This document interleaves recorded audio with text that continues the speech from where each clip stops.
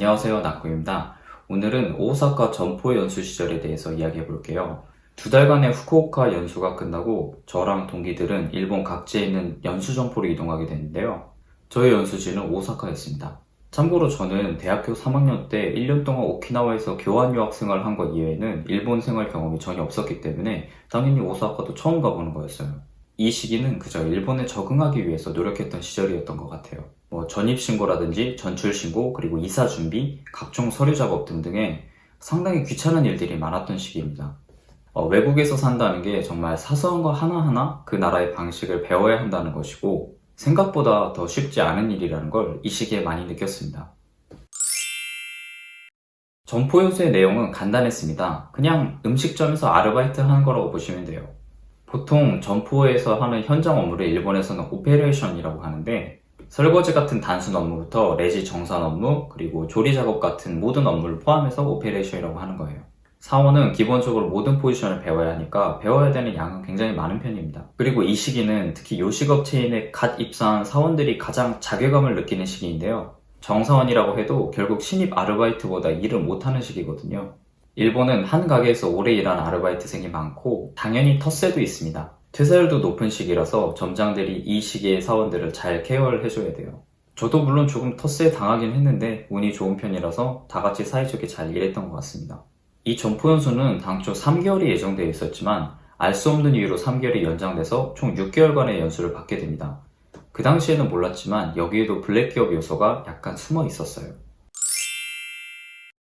저번 영상에서 말씀드렸듯 글로벌 매니저란 직책이 애매한 게 돼버리는 바람에 인사팀은 3개월간의 점포연수가 끝날 때까지 이 외국인들을 배속시킬 곳을 정하지 못했던 겁니다. 지금 생각해봐도 되게 어처구니 없는 이유긴 하지만 집세 보조가 3개월이 연장이 됐고 또 연수 점포에서 딱히 부당한 대우를 받은 것도 아니라서 당시에는 크게 불만이 없었습니다. 다만 점포 사원에게 원래 가르쳐야 되는 내용들을 하나도 배우지 못했다는 게 나중에 큰 문제가 됐습니다. 그 당시 함께 입사했던 동기들과 자주 단톡방에서 대화를 나눴는데요. 지역은 각자 따로 떨어져서 만날 수는 없었지만 아는 사람 하나도 없는 타국에서는 당연히 의지가 되는 친구들이었습니다. 그런데 거의 매일 서로의 근황을 공유하면서 뭔가 좀 이상하다는 것을 알게 됩니다. 잔업을 100시간 이상 하고 있다. 그리고 우울증 진단을 받았다. 원래 점포 연수 시기에는 연수생의 월급이 점포에서 발생하는 게 아니라 본부에서 발생하기 때문에 점포 연수 입장에서는 인건비가 전혀 발생하지 않은 인원을 맡고 있는 셈이에요. 그러니까 마구잡이로 일을 시키는 점포가 있었던 거죠. 이것도 나중에 아는 건데 애초에 연수 점포, 그러니까 연수생을 받아들일 정도로 인원이 남고 그리고 가르칠 수 있는 역량을 가지고 있는 지도자가 있는 점포에 배속을 한 게 아니라 그냥 일손이 심각하게 부족한 점포에 던져놨을 뿐이라는 걸 알게 됐습니다. 혹은 점주 점포에서 인건비를 아끼기 위해서 연수생을 요청한 거였어요. 한국으로 돌아갈까 고민하면서 일본 취업을 한 것에 대해서 후회하기 시작한 동기들이 많이 늘어났는데요. 그래도 본배속까지는 참아보자 하면서 서로를 다독이던 시기였습니다. 그런데 본배속이 더 문제였어요.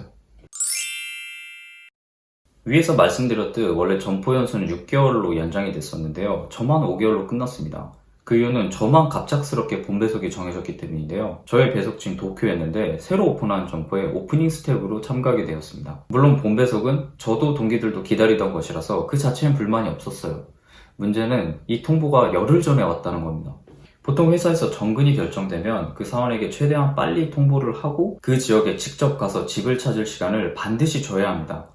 그런데 인사팀은 이 과정을 전부 다 생략하고 저한테 도쿄에 있는 회사의 게스트하우스를 빌려줄 테니까 일을 하면서 집을 찾으라 라는 조건으로 저를 그냥 보내버린 거예요. 연락을 받은 당시에 저는 친형의 상견례에 참가하기 위해서 몇 달 전부터 상의해서 한국에 3일 동안 다녀올 예정이었는데요. 이 본배속이 갑자기 정해지게 되면서 당연히 못 가게 돼버렸습니다.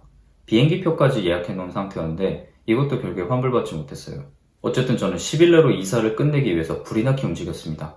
이삿짐 싸고 신세진 사람들한테 인사도 하고 서류 작업을 끝내기 위해서 움직였습니다. 힘들긴 했지만 그래도 이 당시에는 드디어 본격적으로 업무가 시작되는구나 라는 생각이 기대가 더 많이 됐던 것 같아요.